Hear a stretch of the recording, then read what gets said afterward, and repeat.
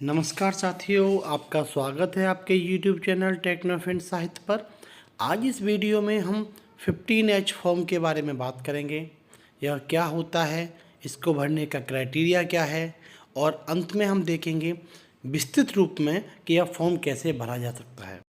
Form 15H एक स्वप्रमाणित form होता है जो कि किसी वरिष्ठ नागरिक के द्वारा बैंक में अर्जित की गई ब्याज पर लगने वाले TDS की कटौती से बचने के लिए भरा जाता है यदि उसकी कुल आय बेसिक एग्जेम्पशन लिमिट से कम है तो।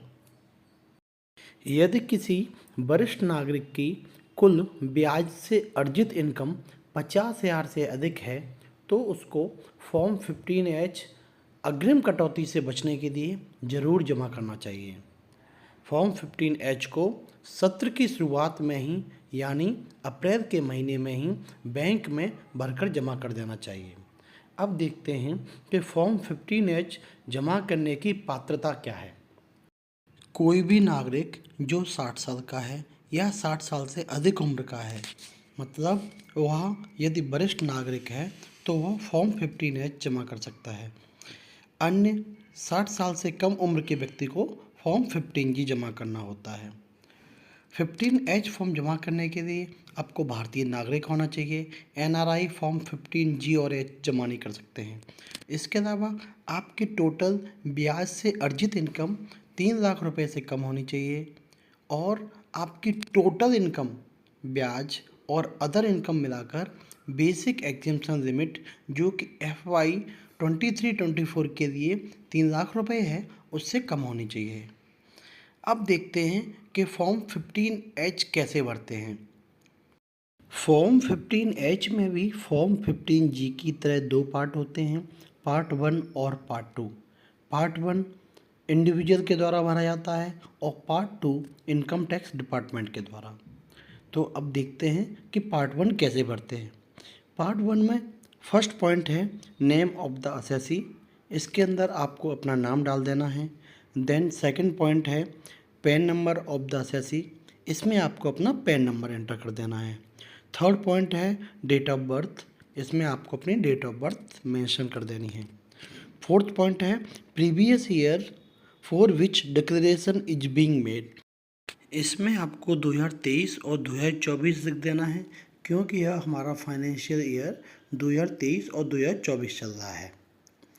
फिफ्थ पॉइंट से लेकर 11 पॉइंट तक आपको अपनी पर्सनल डिटेल एंटर करनी है, जिसमें फिफ्थ पॉइंट के अंदर आपको फ्लैट नंबर या हाउस नंबर, सिक्स पॉइंट के अंदर name of the premises, seventh point के अंदर रोड और गली नंबर, एट्थ पॉइंट के अंदर एरिया लोकलिटी नेम मतलब अपने एरिया का नाम, और नाइन्थ पॉइंट के अंदर टाउन और आपके सिटी का नाम, और टेंथ पॉइंट के अंदर आपको अपने स्टेट का नाम, और 11th पॉइंट के अंदर आपको अपना पिन नंबर डाल देना है।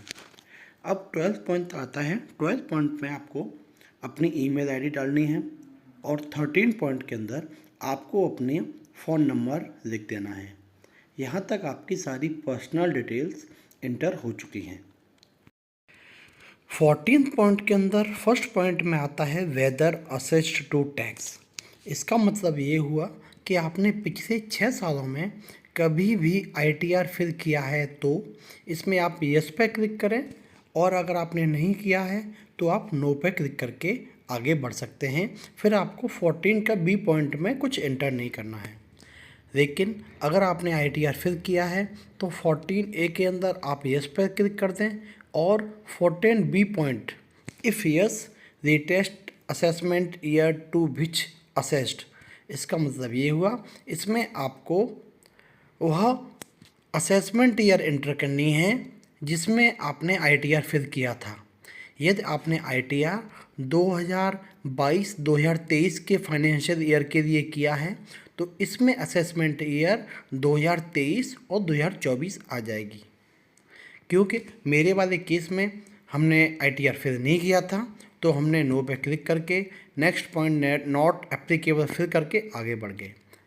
अब आता है 15 पॉइंट। 15 पॉइंट के अंदर है estimated income for which the declaration is made. इसमें आपको वह अनुमानित इनकम फिल करनी है जो आप इस बैंक में ब्याज पर कमाने वाले हैं। मेरे केस में वो 1,10,000 रुपये है, तो मैंने वो फिल कर दिया है। नेक्स्ट पॉइंट 16 पॉइंट है estimated total income of the previous year in which income mentioned in column 15 to be included. इसका मतलब ये हुआ कि आपको वह अनुमानित इनकम लिखनी है जो आप इस फाइनेंशियल ईयर में कमाने वाले हैं। इसमें 15 पॉइंट के अंदर जो डाली गई इनकम है वह भी इंक्लूडेड होनी चाहिए। मेरे केस में वह 2,30,000 रुपये है, तो ये मैंने वह एंटर कर दिया है। नेक्स्ट पॉइंट 17 पॉइंट है details of the form 15H other than this form filled in the previous year. आपके द्वारा अगर इस फॉर्म के अलावा और कोई भी 15H फॉर्म फिल किया गया है तो वह उन फॉर्म की संख्या और वह कितने अमाउंट के लिए फिल किया गया है वह आपको सामने डाल देना है। मेरे केस में मैंने अदर बैंक में एक फॉर्म फिल किया था और 90,000 रुपये के इंटरेस्ट की इनकम के लिए फिल किया था, तो मैंने वह 90,000 रुपये लिख दिया। लास्ट पॉइंट 18 पॉइंट है details of the income for which the declaration is filled. इसमें फर्स्ट कॉलम में आपको सीरियल नंबर डाल देना है। Second column identification number of relevant investment, इसमें आपको वो फिक्स डिपॉजिट अकाउंट नंबर या अकाउंट नंबर एंटर कर देना है जिससे आप इंटरेस्ट कमा रहे हैं। थर्ड कॉलम है नेचर ऑफ द इनकम, इसके अंदर आपको इंटरेस्ट फ्रॉम एफडी लिख देना है। अगला कॉलम है section under which tax is deductible, यह इसके अंदर आ जाएगा सेक्शन 192A। और लास्ट कॉलम है अमाउंट ऑफ इनकम, इसमें वही अमाउंट आ जाएगा जो आपने 15 पॉइंट के अंदर अमाउंट फिल किया था, मेरे केस में जो कि 1,10,000 रुपये था। अब हमें डिक्लेरेशन फॉर्म फिल करना है। इसमें सबसे पहले आपको अपना नाम डाल देना है, then the previous year ending on, इसके अंदर 31 मार्च 2024 लिख देना है। Relevant to the assessment year, इसके अंदर आपको 2024-2025 लिख देना है। देन आपको प्लेस के अंदर जगह का नाम, डेट के अंदर वह दिन वह डेट जिस पे आप ये फॉर्म भर रहे हैं, और सिग्नेचर के अंदर आपको अपने साइन कर देने हैं। इस तरीके से आप फॉर्म 15H का पार्ट 1 अच्छी तरीके से पूरा सही भर चुके हैं।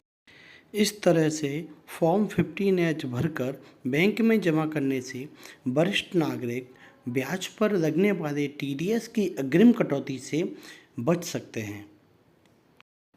अगर यह वीडियो आपके लिए हेल्पफुल रहा हो, इन्फॉर्मेटिव रहा हो, तो प्लीज़ इस वीडियो को लाइक कीजिए, अपने दोस्तों के साथ शेयर कीजिए और मुझे सपोर्ट करने के लिए इस चैनल को सब्सक्राइब कीजिए।